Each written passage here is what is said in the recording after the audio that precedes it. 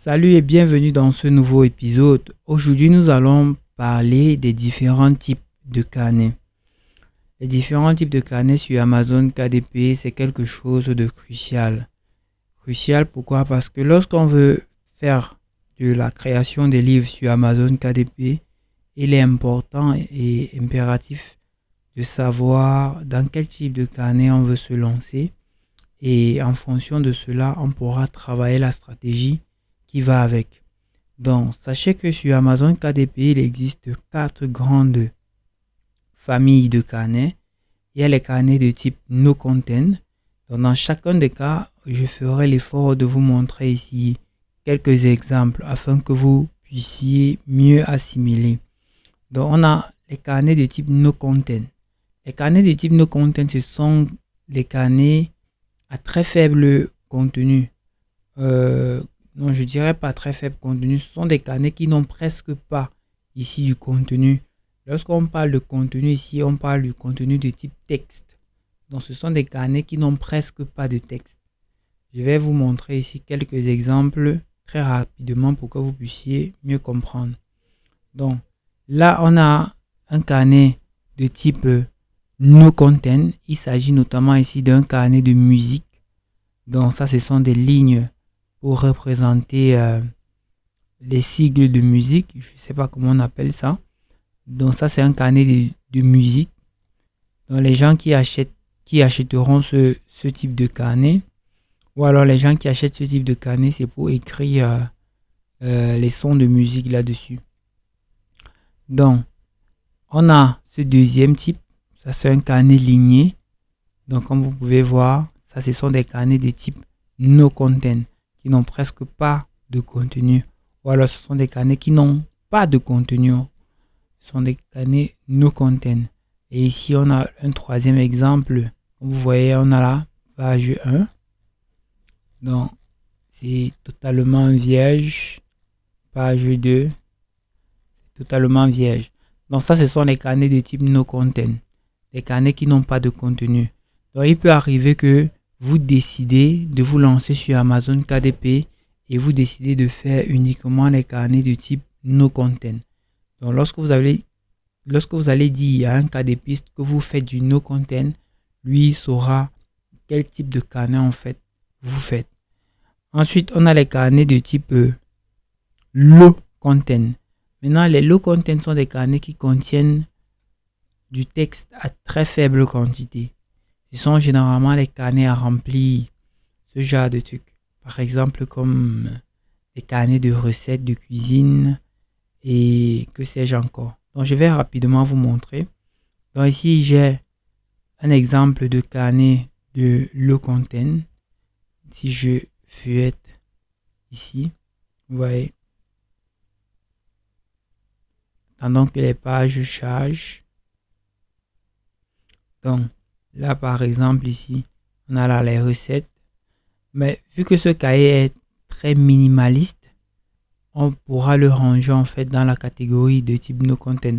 Bon, il est vrai qu'on n'a pas accès aux autres pages du carnet, mais sinon vous deviez voir qu'il y a encore du texte genre ingrédients, puisque un carnet de recettes a des lignes en fait a des cases qu'il faut remplir. Donc là, ce n'est que la partie sommet en fait. Donc si vous regardez, vous allez voir que ça, ce n'est que le sommet. Mais sinon, il doit avoir des sections où on met ingrédients, on met recettes et plein d'autres trucs. Donc, je vais également vous montrer notre carnet de type Low Content. Ça, c'est un autre carnet de type Low Content. Si je clique ici, pour que vous puissiez voir. Donc, vous voyez un peu, ça, c'est un carnet de suivi bébé. Et ici, on dit « Je suis né ». Nanani, nanana, nom de la mère. Donc, ça, ce sont des carnets de type Low Content. Adresse.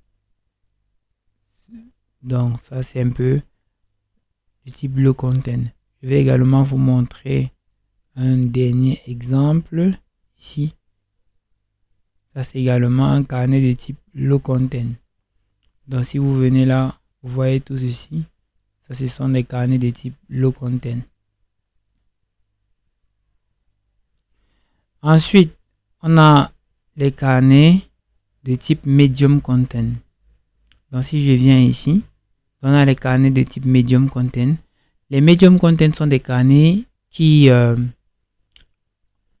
contiennent un peu plus de texte que ceux du no content, que ceux du low content. Les medium content contiennent un peu plus de texte que ceux du low content, à la seule différence que les medium content apportent beaucoup plus de valeur à celui qui achète le carnet, donc au client en fait. Donc si je viens par exemple ici, comme exemple ici de medium content, on a les carnets de type mots mêlés. Donc si je viens ici, les carnets de type mots mêlés par exemple, c'est un exemple ici de carnet de type medium content, parce que ce sont des carnets qui apportent beaucoup de valeur. Donc le rôle ici des jeux de mots mêlés permet à l'apprenant en fait d'apprendre l'orthographe des mots. En plus d'apprendre l'orthographe des mots, ça permet également de faire découvrir de nouveaux mots. Et sachez qu'il y a des jeux de mots mêlés beaucoup plus complexes et beaucoup plus instructifs en fait. En dehors des jeux de mots mêlés, il y a également les carnets, tout ce qui est cahier d'activité sont également des carnets de type medium content. Donc tout ce qui est cahier d'activité, ce sont des carnets de type medium content. Donc j'ai pas eu le temps ici de chercher, mais je vais vous laisser le temps de faire ces recherches là en fait. Ensuite, comme dernier carnet, on a les carnets de type high content. Les high content sont des carnets full text, un peu comme en fait ce sont des carnets qui entrent dans la catégorie des romans. Ça peut être des guides, des guides pratiques, c'est-à-dire que vous écrivez tout un roman dans lequel, tout un petit support dans lequel vous rédigez par exemple comment dépanner ici un ordinateur ou bien comment nettoyer un ordinateur. Vous rédigez tout un document de ce style-là, ou alors comment nettoyer un aspirateur. Vous rédigez tout un document de ce style-là avec quelques photos ou alors quelques photos à l'appui.